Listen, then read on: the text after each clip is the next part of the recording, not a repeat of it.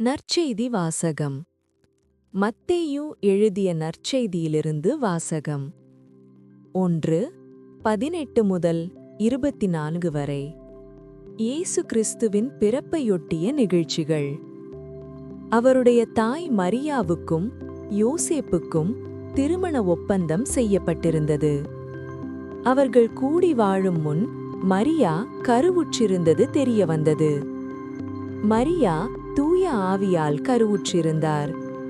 மரியாவின் கணவர் யோசேப்பு நேர்மையாளர். அவர் மரியாவை இகழ்ச்சிக்கு உள்ளாக்க விரும்பாமல் மரிவாக விலக்கிவிட திட்டமிட்டார்.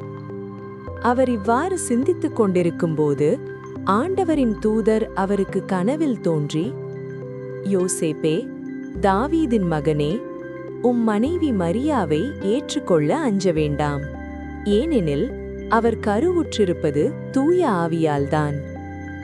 மரியா ஒரு மகனை பெற்றெடுப்பார். அவருக்கு இயேசு என பெயரிடுவீர்.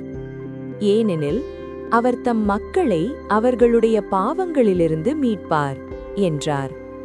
இதோ, கன்னி கருவுற்று ஓர் ஆண்மகவை பெற்றெடுப்பார்.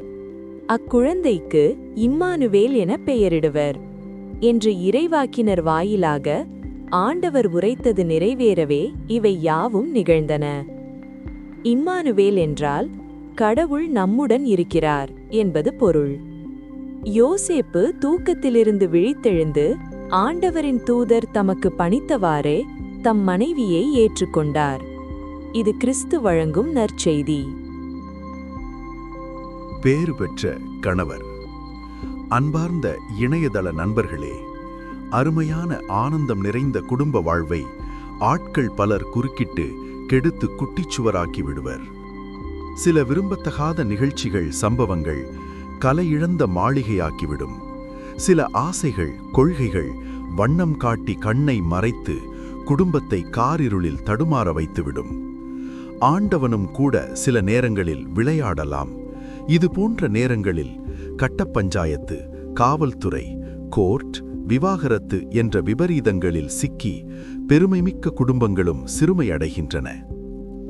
யோசேப்பு மரியாவின் குடும்பமும் அதற்கு விதிவிலக்கல்ல. இறைவனின் திட்டத்தை புரியாத வரையில் புனிதனின் குடும்பமும் தப்ப முடியாது.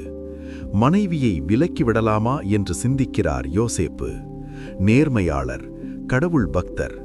தன் குழப்பத்திற்கு தீர்வு காண இறை உதவியை தேடுகிறார்.